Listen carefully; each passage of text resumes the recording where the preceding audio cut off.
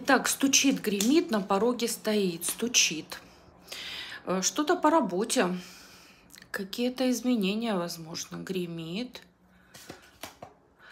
Так, на пороге стоит, на пороге стоит. Так, ну что, по работе, возможно, связь или предложение, или встреча с вашим другом.